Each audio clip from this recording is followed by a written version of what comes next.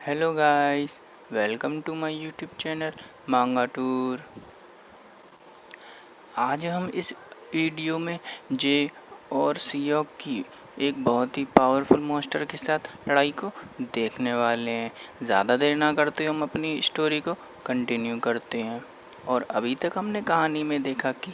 Seok जे से पूछता है कि जे आखिरकार तुमने ट्रेनिंग कहाँ से ली है, तुम इतने ज़्यादा पावरफुल हो। जिस पर जे बोलता है कि नहीं, मैंने कभी भी किसी से कोई ट्रेनिंग नहीं ली है। जिस पर सियोक बोलता है कि अच्छा, तो तुम मुझे अपने स्कूल का नाम ही बता दो, क्योंकि मैंने तो सुना था कि ज़्यादा से ज़्यादा जितने भी पावरफुल लोग हैं वो वॉरियर हाई स्कूल में ही पढ़ते हैं, लेकिन मैंने ऐसे किसी भी स्कूल का नाम नहीं सुना जिसमें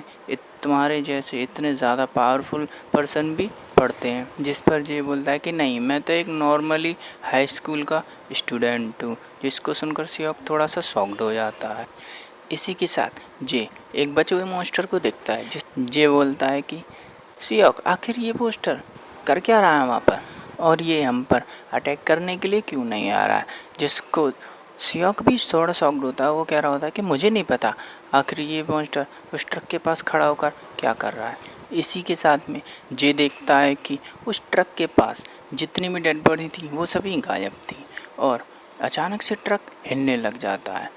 और उसके बाद में उस ट्रक के अंदर से एक हाथ आता है जो कि उस मॉन्स्टर के पैर को पकड़ लेता है, और वो उस मॉन्स्टर को भी अंदर खींच रहा होता है। और ये देखकर वो दोनों काफ़ी ज़्यादा हैरान हो रहे होते हैं। जिस पर जे बोलता है कि सियोक, मुझे लगता है कि इस ट्रक के अंदर इन सभी का चीफ मौजूद है। जिसे सुनकर सियोक काफ़ी हैरान हो जाता है। इसी के साथ हमें उन मॉन्स्टर्स के बारे में बताया जाता है। उन सभी वन हॉर्न मॉन्स्टर्स को एक टू हॉर्न मॉन्स्टर लीड करता है, और जब किसी ग्रुप में दो टू हॉर्न मॉन्स्टर आ जाते हैं तो उन्हें समझ में नहीं आता है वन हॉर्न मॉन्स्टर्स को कि वो किसकी बात माने। इसीलिए वो एक तीसरा थ्री हॉर्न मॉन्स्टर बनाने की सोच लेते हैं, और वो उसको काफ़ी ज़्यादा बॉडीज़ को फीड कराते हैं। और इसी के साथ हमें दिखाया जाता है कि उस ट्रक को फाड़ कर एक बहुत ही ज़्यादा पावरफुल थ्री हॉर्न मॉन्स्टर बाहर आ रहा होता है। और इसी के साथ हमें उस मॉन्स्टर का फेस दिखाया जाता है, और हमें बताया जाता है कि इस मॉन्स्टर का डेंजर लेवल 5 स्टार होता है, और ये उन सभी मॉन्स्टर्स का चीफ है। और इतने ज़्यादा पावरफुल मॉन्स्टर को देखकर जे और सियोक दोनों ही काफ़ी ज़्यादा शॉक्ड हो गए होते हैं। और इसी के साथ हम देखते हैं कि वो मॉन्स्टर इन दोनों के ऊपर एक स्लैश अटैक करता है, जिससे ये दोनों ही जंप कर कर डॉज कर लेते हैं। और वो मॉन्स्टर काफ़ी ज़्यादा तेज़ी के साथ जे के ऊपर अटैक करने के लिए आ जाता है, और वो जे के ऊपर एक बहुत ही ज़्यादा पावरफुल पंच मारता है, और जे भी उसको काउंटर अटैक करने के लिए एक अटैक करता है, और वो इससे बच जाता है। लेकिन इस पंच की वजह से जे का जो वेपन होता है वो डिस्ट्रॉय हो जाता है, और इसी का फ़ायदा उठाते हुए वो मॉन्स्टर जे के पेट में बहुत ही ज़्यादा पावरफुल पंच मारता है, जिससे जे के मुंह से भी ब्लड आ जाता है। और इसी के साथ वो मॉन्स्टर जे को एक पावरफुल किक मारने वाला होता है, लेकिन हम देखते हैं कि उसी टाइम पर सियोक उस मॉन्स्टर को कमर से आकर पकड़ लेता है, और सियोक उसे अपनी फुल स्ट्रेंथ के साथ धकेलने की कोशिश करता है। लेकिन सियोक ये देखकर काफ़ी ज़्यादा हैरान हो जाता है कि उस मॉन्स्टर ने भी सियोक को उसकी कमर से पकड़ लिया होता है, और वो सियोक को अपने दोनों हाथों से हवा में उठा लेता है, और उठाने के बाद वो सियोक को अपनी काफ़ी ज़्यादा स्ट्रेंथ के साथ ज़मीन पर पटक देता है। और हम देखते हैं कि वहाँ पर वो ज़मीन भी पूरी क्रैक हो चुकी होती है, और हमें सियोक को दिखाया जाता है जो कि उस अटैक के बाद अनकॉन्शियस हो गया होता है। और नेक्स्ट सीन में हमें दिखाया जाता है कि जे उठने की कोशिश कर रहा होता है, और हमें दिखाया जाता है कि वो मॉन्स्टर अपने पैर से सियोक को मारने ही वाला होता है। उसी समय पर जे खड़ा होते हुए बोलता है कि बास्टर्ड, मेरे दोस्त से दूर हो जाओ। अगर तुमने उसे चोट पहुंचाने की कोशिश करी तो मैं तुम्हें आज ज़िंदा नहीं छोड़ूंगा। लेकिन ये बात सुनकर वो मॉन्स्टर जे के ऊपर एक स्लैश अटैक फिर से कर देता है, जो कि डायरेक्ट जाकर जे को हिट होता है। और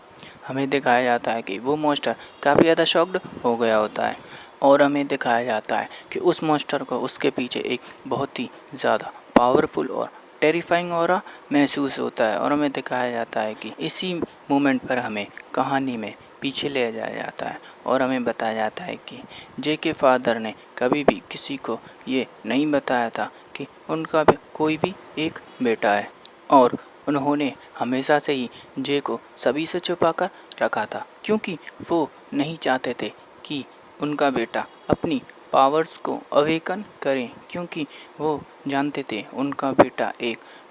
बहुत ही ज़्यादा पावरफुल मॉन्स्टर है जो कि इस पूरे वर्ल्ड के लिए खतरा बन सकता है। वो चाहे तो इस पूरे वर्ल्ड को ही डिस्ट्रॉय कर सकता है और हमें प्रेजेंट में दिखाया जाता है कि जे की बॉडी से बहुत ही ज़्यादा पावरफुल और ख़तरनाक पर्पल कलर का ऑरा रिलीज़ हो रहा होता है और जे इस समय पे बहुत ही ज़्यादा बैडेस लग रहा होता है। और इसी के साथ हमें फिर से पास्ट में 11 साल पहले का सीन दिखाया जाता है जब जे के फादर की हेल्थ बिगड़ना स्टार्ट हुई थी। तब जे के फादर ने एक प्रेस कॉन्फ्रेंस में ये स्वीकार किया था कि उन्होंने ही एक रेड के दौरान अपने सभी साथियों को मार दिया था और इसी के साथ वो उसी दिन अपने रिटायरमेंट की घोषणा भी कर देते हैं और हमें दिखाया जाता है कि ये सब सायरन अपने कंप्यूटर के ऊपर देख रही होती है और सायरन सोचती है कि अगर जे के फादर की डंजन रेड के दौरान उनके साथियों की मौत हुई भी है तो ऐसा तो नहीं है कि ये सब उन्होंने जानबूझकर किया होगा, इसे नज़रअंदाज भी किया जा सकता था। लेकिन आखिर क्यों लोगों ने उनके ऊपर इतना ज़्यादा प्रेशर डाला कि उन्होंने अपनी पोस्ट से ही रिजाइन दे दिया और उन्होंने तो काफ़ी ज़्यादा मॉन्स्टर्स को भी हंट किया था और उनसे इंसानों को काफ़ी बार प्रोटेक्ट भी किया था। लेकिन इस छोटी सी गलती की वजह से भी पता नहीं क्यों उनके ऊपर इतना ज़्यादा प्रेशर डाला गया कि उन्हें ये कदम उठाना पड़ा। और इसी के साथ सायरन कुछ देखकर काफ़ी ज़्यादा हैरान हो रही होती है और वो देखती है कि यहाँ पर भी यू सियोंग यानी कि जे के फादर के फैमिली के बारे में कुछ भी नहीं था और सायरन सोचती है कि वर्ल्ड के स्ट्रॉन्गेस्ट हंटर का एक बेटा है जिसके बारे में किसी को भी कुछ नहीं पता। आखिर ऐसी क्या वजह होगी जिससे जे के फादर ने जे को सभी से छुपा कर रखा। और इसके बाद हमें प्रेजेंट का सीन दिखाया जाता है जिसमें जे खड़ा हुआ होता है और उसकी बॉडी से काफ़ी ज़्यादा पर्पल ऑरा निकल रहा होता है और ये देखकर जे भी काफ़ी ज़्यादा हैरान हो रहा होता है और जे सोचता है कि मैं अपनी बॉडी के अंदर इस समय काफ़ी ज़्यादा स्ट्रेंथ को महसूस कर रहा हूँ और आज से पहले मैंने कभी भी इतनी ज़्यादा पावर को महसूस नहीं किया है। लेकिन इसी समय पर वो मॉन्स्टर बहुत ही तेज़ी के साथ जे के ऊपर अटैक करने के लिए आता है और हमें दिखाया जाता है कि जे ने भी बहुत ही ज़्यादा तेज़ी के साथ उसके उस अटैक को डॉज करके उस पर फेस पर एक बहुत ही ज़्यादा पावरफुल पंच मार दिया होता है और इस पंच की वजह से वो मॉन्स्टर भी काफ़ी ज़्यादा इंजर्ड हो गया होता है, उसकी नाक से भी ब्लड निकल रहा होता है। लेकिन हम देखते हैं कि जी यहीं पर नहीं रुकता, वो बहुत ही ज़्यादा स्पीड के साथ उस मॉन्स्टर के ऊपर काफ़ी ज़्यादा अटैक करने लगता है जिसकी वजह से वो मॉन्स्टर काफ़ी ज़्यादा इंजर्ड हो रहा होता है और उसे काफ़ी ज़्यादा परेशानी हो रही होती है। लेकिन इसी के साथ हम देखते हैं कि वो दोनों लड़ते हुए बिल्डिंग्स के ऊपर आ गए होते हैं और इसी समय पे वो मॉन्स्टर जे के ऊपर एक स्लैश अटैक कर देता है जिसको जे बड़ी आसानी से डॉज कर लेता है। लेकिन वो मॉन्स्टर इसी के साथ फिर से जे के ऊपर एक बहुत ही ज़्यादा पावरफुल अटैक कर देता है। लेकिन वो ये देखकर काफ़ी ज़्यादा शॉक्ड हो गया होता है कि इससे जे को ज़रा भी फ़र्क नहीं पड़ा हुआ होता है और इस समय पे भाई जे का जो लुक दिखाया गया वो बहुत ही ज़्यादा बैडनेस है भाई, आप खुद भी देख सकते हो। और इसी समय पे जे उस मॉन्स्टर के ऊपर एक बहुत ही ज़्यादा पावरफुल किक मार देता है जिससे वो मॉन्स्टर भी काफ़ी दूर जाकर दीवार से जाकर लगता है।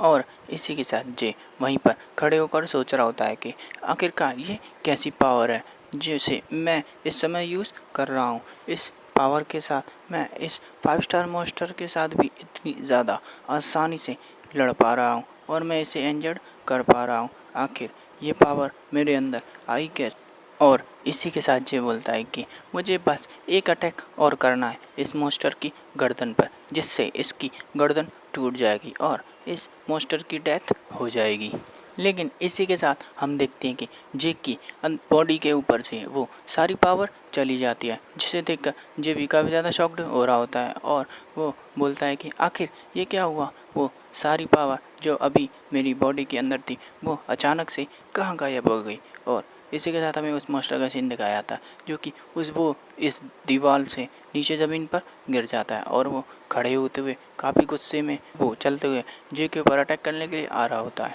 और ये देखकर जे काफ़ी ज़्यादा शॉक्ड हो रहा होता है और वो कहता है कि आखिरकार ये मेरी बॉडी के साथ हो क्या रहा है, अचानक से वो पावर कहाँ गायब हो गई, क्या मैं अपनी नॉर्मल स्ट्रेंथ के साथ इस मॉन्स्टर से डील कर भी पाऊँगा। और इसी के साथ हम देखते हैं कि वो मॉन्स्टर जंप कर जे के ऊपर अटैक करने के लिए आ रहा होता है और हम देखते हैं कि किसी ने उस मॉन्स्टर के ऊपर एक ट्रक को फेंक के मारा होता है और वो ट्रक सीधे जाकर उस मॉन्स्टर को लगता है और हमें दिखाया जाता है कि ये सियोक ने ही फेंक कर मारा होता है। और हम देखते हैं कि वो मॉन्स्टर उस ट्रक के नीचे से बाहर आ गया होता है और वो बहुत ही तेज़ी के साथ सियोक के ऊपर अटैक करने के लिए आता है और वो बहुत ही पावरफुल किक सियोक को मारता है, जिसे सियोक भी अपने हाथ से ब्लॉक कर लेता है। लेकिन वो इस किक की वजह से थोड़ा सा दूर तक खिसकता हुआ जाता है और वो मॉन्स्टर इसी के साथ सियोक के ऊपर दूसरा अटैक करने के लिए आता है और वो सियोक के ऊपर अपना फाइनल अटैक करने वाला होता है। लेकिन इसी के साथ हम देखते हैं कि जे बहुत ही ज़्यादा स्पीड के साथ उस मॉन्स्टर पर अटैक करने के लिए आगे बढ़ और वो इस मॉन्स्टर के ठुड्डी के नीचे अपना बहुत ही ज़्यादा पावरफुल पंच मारता है और जे का ये अटैक इतना ज़्यादा पावरफुल होता है कि जे ने अपने इसी अटैक के साथ उस मॉन्स्टर को किल कर दिया होता है। लेकिन हमें दिखाया जाता है कि इस अटैक की वजह से जे का हाथ भी पूरी तरह से डैमेज हो चुका होता है और सियोक जे को कंधा दे रहा होता है। और इसी के साथ हम देखते हैं कि यहाँ पर हंटर्स की टीम आ चुकी होती है, जिस पर जे सियोक से बोलता है कि आखिर देखो तो इनकी टाइमिंग कितनी ज़्यादा सही है।